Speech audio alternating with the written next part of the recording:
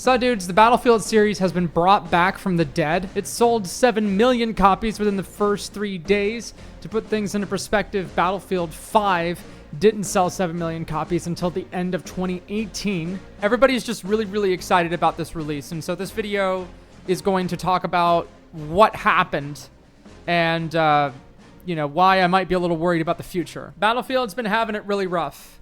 The past 8 years, I think, have marked probably the most disappointing run for a franchise of this nature of pretty much any of its competition. Battlefield was supposed to be, the game that you came back to that always kind of had its shit together. Whenever Call of Duty was having a hard time figuring things out, whenever other live service slops were live service slopping it up, Battlefield was supposed to be different, right? Battlefield was supposed to be a serious game. It was supposed to be a no bullshit kind of FPS game that understood its audience, that understood what it was trying to do. It didn't try to deviate too far from a formula that people liked. And that didn't happen for 8 years. Battlefield 5 ended up becoming a massive shit show because of the inability, I think, to nail down an art style that had a cohesive direction. Not until the Pacific expansion you had towards the end there, where it was like, okay, we're gonna dude bro it a little bit with like a, and make it into like a military shooter instead of whatever the hell this was. And then Battlefield 2042 was a massive shit show as well, right? Trying to move away from the class system. DICE at one point basically saying sorry, our bad, and then just kind of going back to the class system, but in a weird way, kind of keeping the specialist system intact. And the game was always marred by the presence of the specialist system and the shadow that it kind of cast over the gameplay dynamics and the mechanics. It was just, Battlefield's been having a rough time for almost a decade. And when you have two really big launches like that, Battlefield 5 and Battlefield 2042 right next to each other, 8 years is like 30 years in gamer time, right? Like it's been a long fucking time. And all of a sudden, this is proof that it really doesn't take a lot to just snap back out of it. Battlefield 6 comes out and they just fucking kick everybody's ass. I can't think of any other, all my friends who played these kinds of games, anybody who plays FPS games, everyone has Battlefield. I don't know a single person who hasn't had it unless they haven't had the money to get it. In fact, if you're broke, you probably had a friend buy you a copy. I had a friend buy me a copy.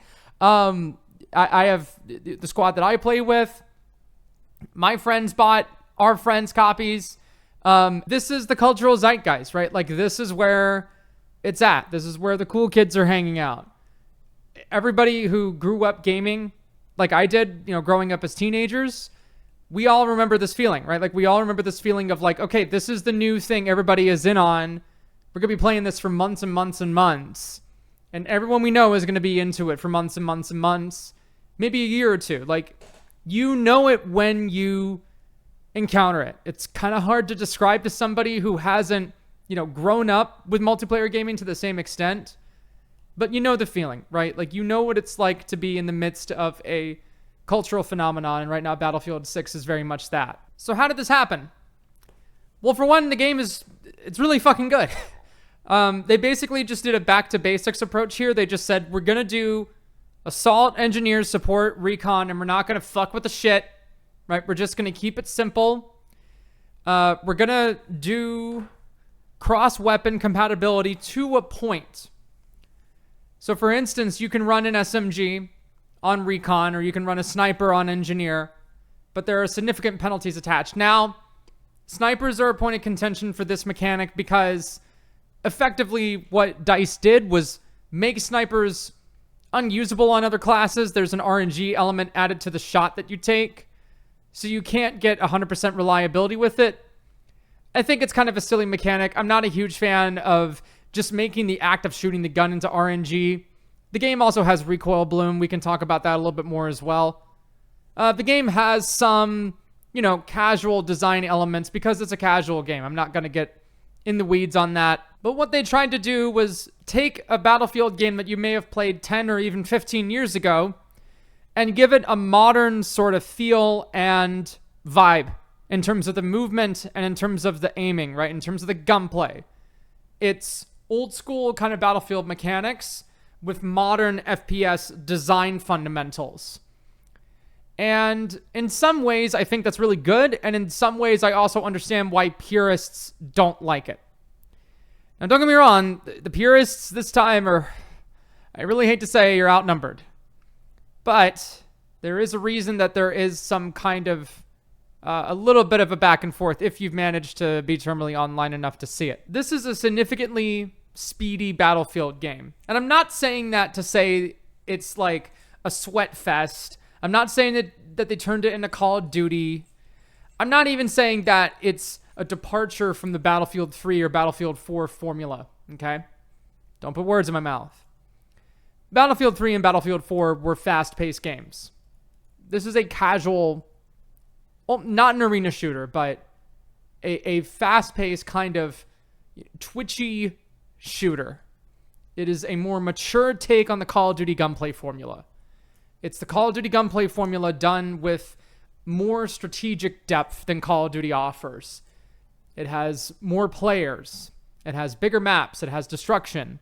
It has important rock, paper, scissors mechanics, RPGs to get rid of vehicles, repair tools for vehicles, intel abilities, supportive abilities, giving people ammo, giving people health. But the gunplay is still fairly fast. It's not as fast as Call of Duty, but it is still a casual game. It's not Arma. It's not Squad. And that's okay, because in 2010, Bad Company 2 wasn't Arma or Squad. It was a fucking video game. It's fine.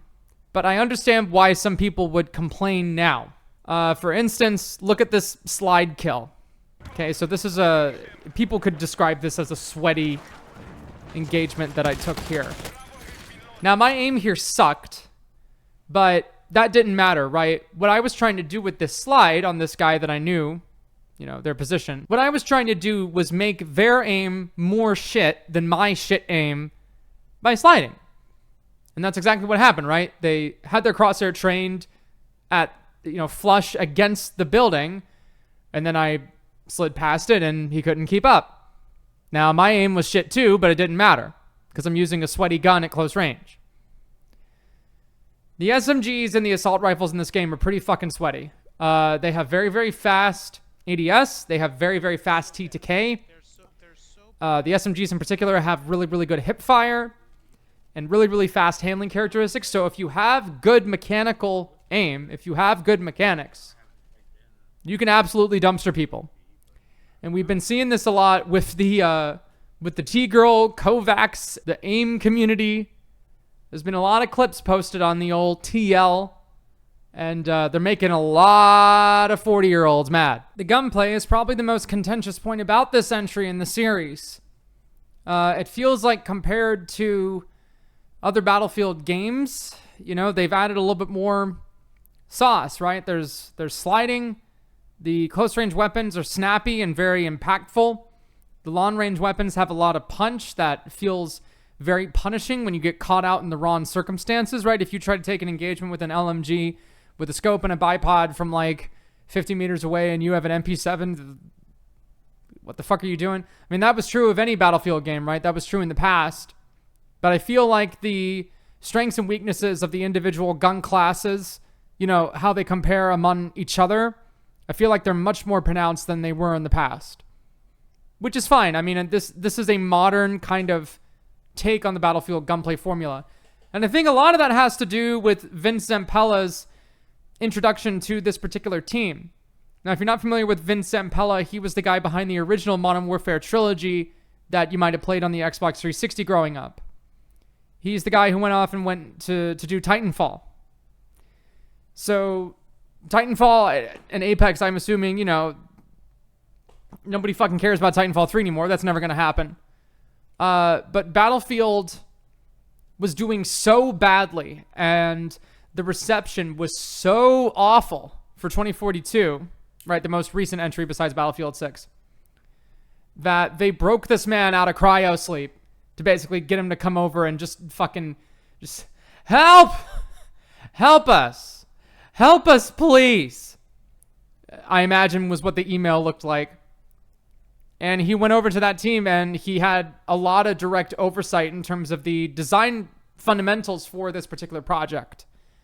And I think to that credit, I think EA owes a lot to Vince Zampella for saving this fucking franchise.